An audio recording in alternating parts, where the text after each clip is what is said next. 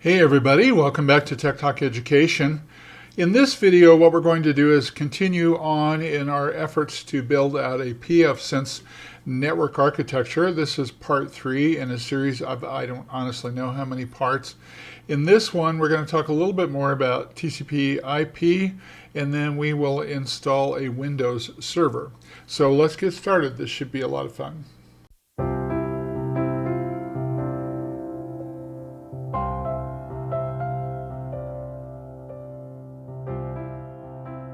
Okay, let's go through a quick review of where we are now and where we're going. And so I want to show you the network here again. I'm doing this from my house. I record all these from my house.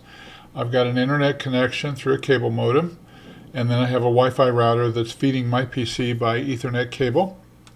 And then we have the pfSense, the Oracle VirtualBox here, which is running all of the virtual environments. It starts out with a pfSense firewall. We're going to do a lot more with this. And then what we have done is we have split it into 3 networks. I've got 192.168.1.1, which I'm calling the production network. I've got 192.168.2.1, which I'm calling the DMZ. And then 192.168.3.1, which I am calling the honeypot. Now, the thing that I have seen a lot of lately, and I like really well, is, let me show you this to you. First of all, we should talk about reserved IP address ranges. There are 3 of them, and what we mean by reserved is that they're not allowed out on the internet at all. You'll never see these on the internet. In fact, today routers are trained never to let these things out on the internet. These are strictly for private consumption, and frankly, if I'm being honest with you, they've saved our bacon in terms of IPv4 because we ran out of IP addresses 20 years ago. So these are reserved, which means they're inside the house, if you want to think about it that way. Class A is 10.0.0.0 through 10.255.255.255.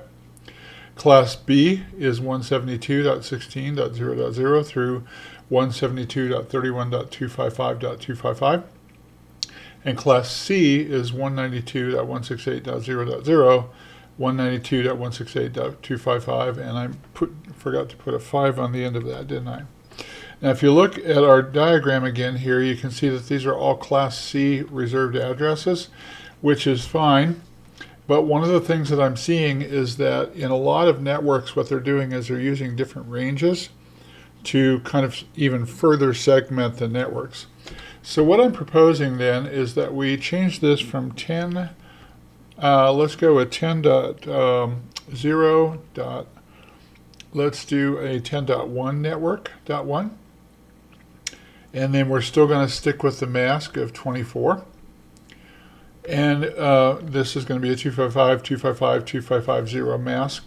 The subject of subnetting is for another day, but essentially what we're doing is, even though we're using a Class A reserved address here, we're carving it in, we're treating it like it's a Class C address, and we're only going to give it 255 possible hosts, 254 actually.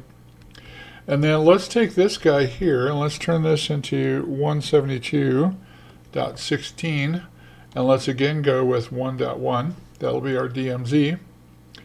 And then we can leave this one at 192.168, but we will make this our, we know that our LAN is occupying 1.1. So what we'll do is we'll make this guy occupy 2.1, our honeypot. And then what we'll have here then is all of these things will be using a /24 mask, which is 255.255.255.0, CIDR 24. But now what we're doing is we are carving our network into 3 distinct networks. Now, if you had a switch, a managed switch, in which you could get in and manage the environment, you could set these up on separate VLANs, which would create their virtual local area networks.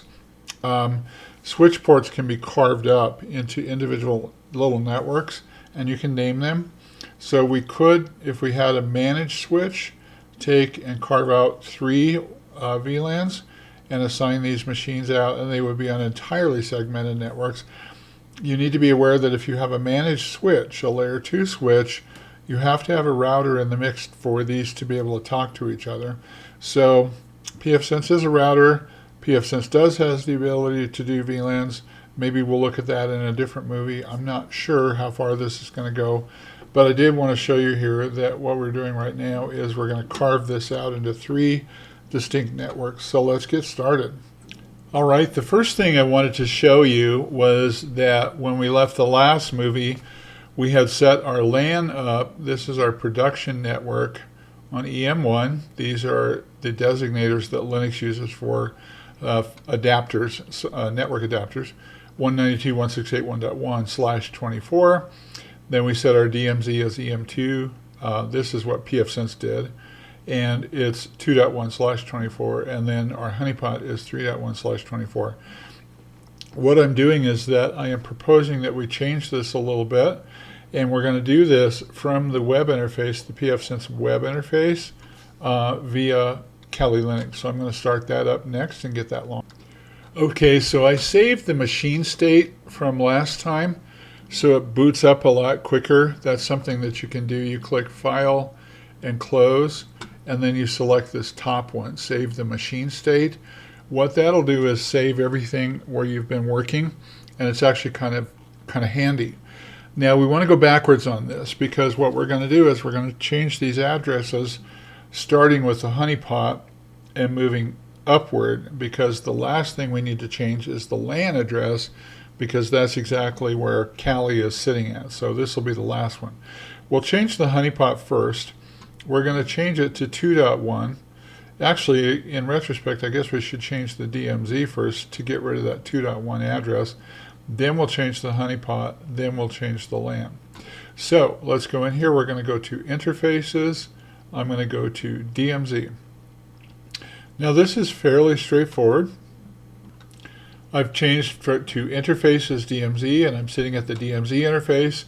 It is designated in Linux as EM2, Echo Michael 2. And what I'm going to do, I'm going to go with a static IPv4, but I'm going to change this to 172. My highlighting, I get in trouble when I try to highlight things with my mouse. 172.16, and what did we say that we were going to do? .1.0. This is still going to have a /24 CIDR, so it's still 255.255.255. Excuse me, I'm not going to do 1.0. I checked my chart again, and I'm going to do 1.1. So this is a Class B reserved address normally, and since we're giving it a 255.255.255.0 mask CIDR /24, what we're doing here is we're segmenting it out as though it is a Class C address, which is fine. So I'm going to click Save. I'm going to apply the changes. Now you see here it says that we have to adjust the DHCP range, which we do because we set up DHCP for these machines. So we need to change that. We don't have any machines in the DMZ yet, but we got to change that DHCP. So we go to Services, DHCP Server. And we're going to enable DHCP. I'm going to go to DMZ, enable it on the DMZ interface. I don't know if you caught that or not. It parks itself on LAN. We're going to change LAN last. We're going to change DMZ first. I've got it enabled, and you can see here that the subnet is 172.16.1.0. These are not going to be accurate.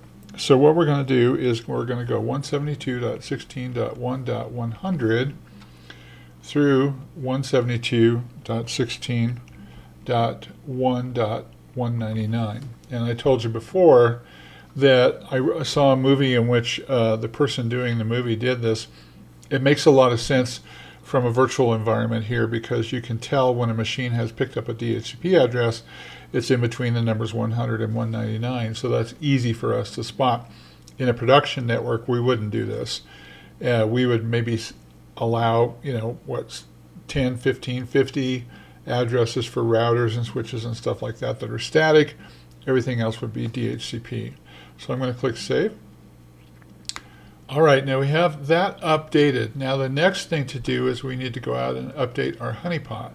So we go to honeypot, and it's still static IPv4, which is great. I'm going to change this to 2.1 now. Now 2.1 went away because we changed our DMZ to a Class B reserved address. So now we're going to change this guy to a Class C reserved, but we're going to use the next one up, which is 2.1. So I'll save, apply, and then I have to go out and update the DHCP server ranges.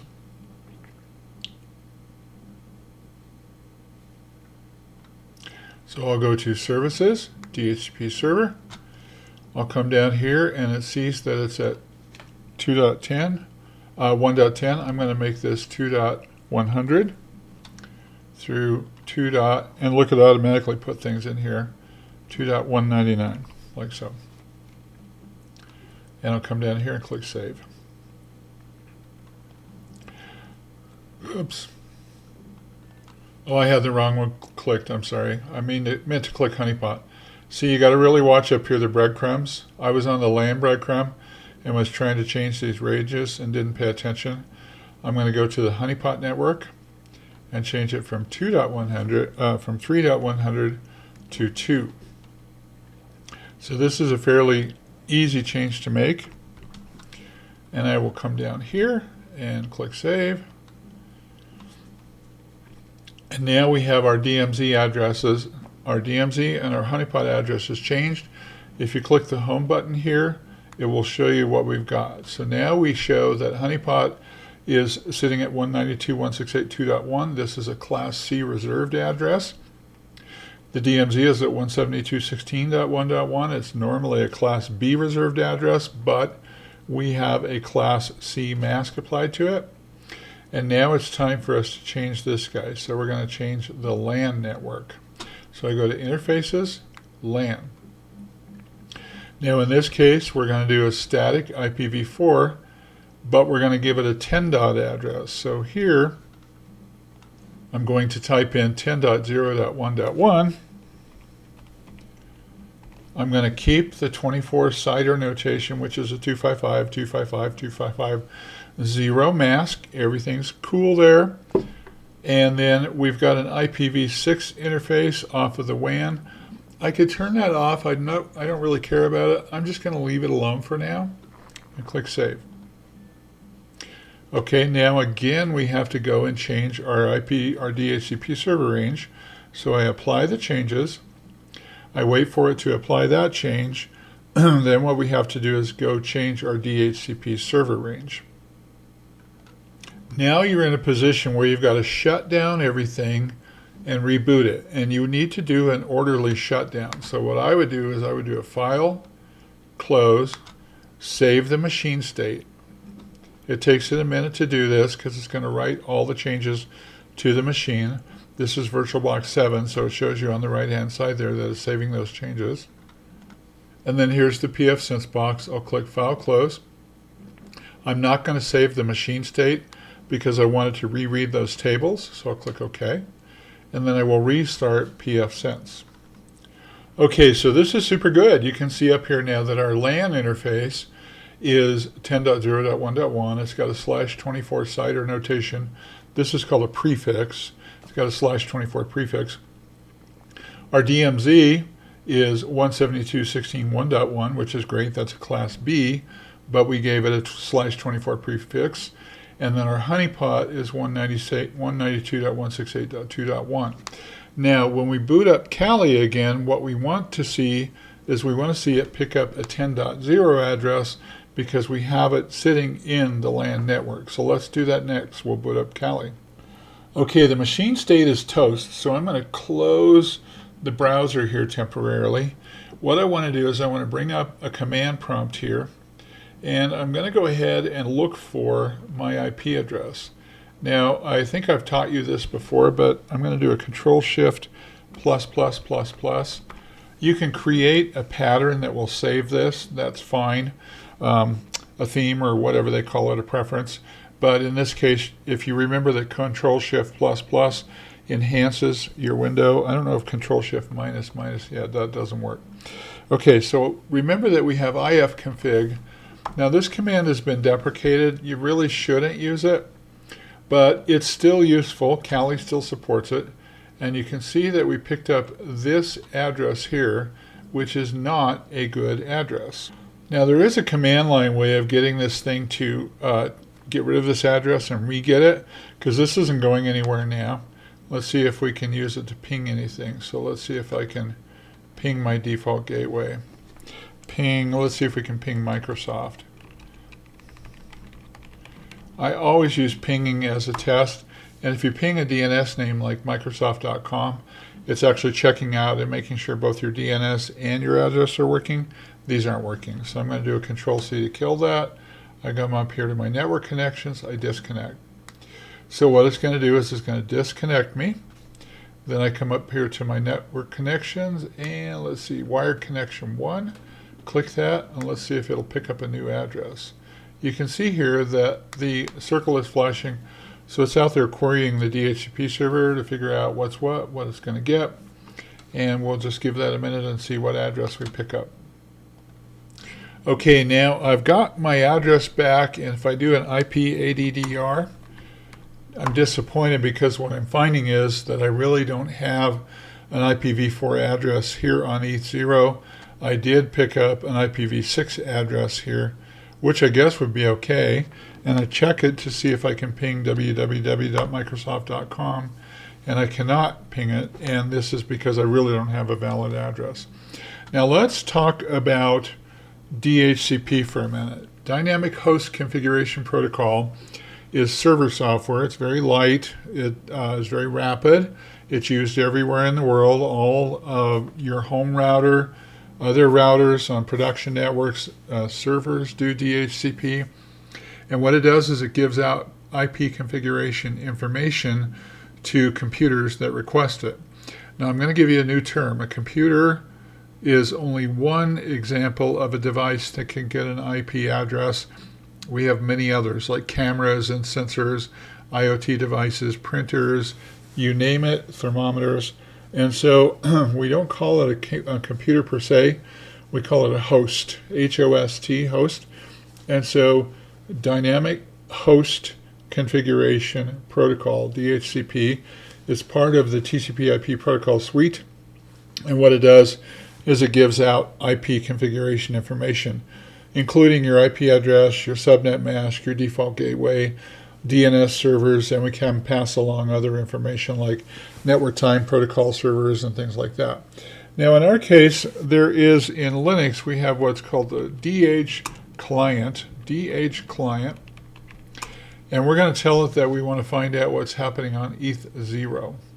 Now remember in Linux, this is really weird. I did two things and I should show you. I did an IP-ADDR. That is the new ifconfig. So ifconfig has been deprecated. The new ifconfig is IP address. If you want to spell it out, it's IP space address. You can even type in APA and it'll work.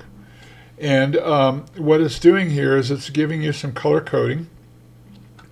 It reverses the order. So loopback becomes number 1. ETH0 becomes number 2. Now I want to point out to you that in Ubuntu, it's not going to be ETH0. It's not as simple as that. Ubuntu assigns a little bit different naming nomenclature to these Ethernet addresses, but in the case of Kali, it just calls it ETH0, which stands for Ethernet 0. This is the 0th Ethernet adapter on the Kali Linux machine, and it picked up this IPv6 address. Okay, so now what we want to do is we want to find out what our DH client for ETH0 looks like. So we'll hit enter here, and I'll provide my password for Kali is Kali, and it's going to go out and query the DHCP client. Well, now I've made myself a lot of trouble here. So if I do a sudo DH client ETH0, it comes back and doesn't do anything. So this is supposed to query the DHCP server and get an address for me at ETH0, and I must have a problem in my configuration settings, or I'm not sure. What I am going to do though is I'm going to try keying in a static address for this, and I was going to talk to you about this anyway. I think it's probably I'm not sure if it's wise or not in the case of a Kali Linux machine. If you're doing, you're teaching yourself pen testing and you're at home, if I pick up an IP address from a DHCP server, that's probably okay. So I'm not sure if static is good or not, but it's time for us to learn how to key in a static address. So the way that you do that is you go to the Kali menu, you come down here to Settings, Advanced Network Configuration, and you can see here that we have our wired connection one. I got this just 3 minutes ago. I'm going to click this gear icon here. And this is a bunch of stuff. There's a lot of ugly stuff here. Here's General Tab, Ethernet, 802.1x security, DCP, proxy. And let's go to IPv4 settings. First of all, I think that I would like to maybe not do IPv6, but that's okay. It's picking up a self-configuration DHCP address, so that's not good. So in this case, what we're going to do is, if I show you the drawing again, we're sitting at 10.0.1.1. I haven't changed these nomenclatures here, but here's Kali. We're at 10.0.1.1. What we should do is make this somewhere in the 10.0.1 network. So I'm going to come in here and I'm going to go to Manual. I'm going to add an address. And the address I'm going to add is 10.0.1.2. My net mask is going to be 255.255.255.0.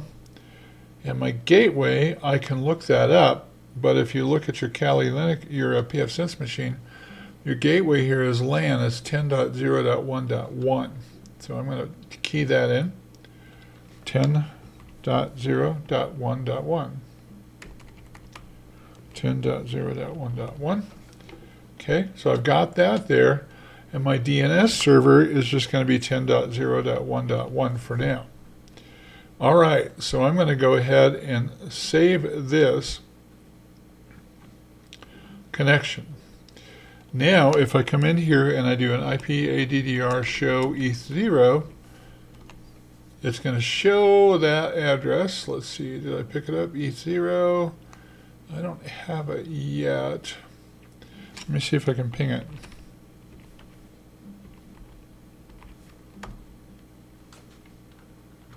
Okay, so what I did was I powered down the Kali machine without saving the machine state and then brought it back up. And if I do an IP, all I need to do is an IP-ADDR and look at here and see what I find. And lo and behold, I get a 10.0.1.2/24. So the trick was just restarting the machine and let it pick up this static address. Now, I started to talk about statics, whether you're going to use it in an ethical hacking environment. If you have a static, I don't know if it's easier to trace down, like, if the NSA or FBI or CIA was after you, if we were pretending about that or talking to students about that. I don't know if hackers like to go with static or if they go with DHCP. But in our case, since we're experimenting with it and we need to know about static anyway, I thought this was a good idea. And so that's why I went with the static address, to show you how to assign those things. And probably had I restarted the machine and it was set for DHCP, I kind of think I would have picked up a DHCP address, but I just didn't want to mess with it in the interest of time. So I think this movie's a little bit long now. And so I'm going to go ahead and jettison the idea of installing Windows Server. We'll do that in the next movie. We'll install Windows Server, and we'll also install a Windows 10 computer on the production network. Maybe we'll even have time for a third computer. But that's all for today. Thank you for listening. Have a great day. Bye-bye.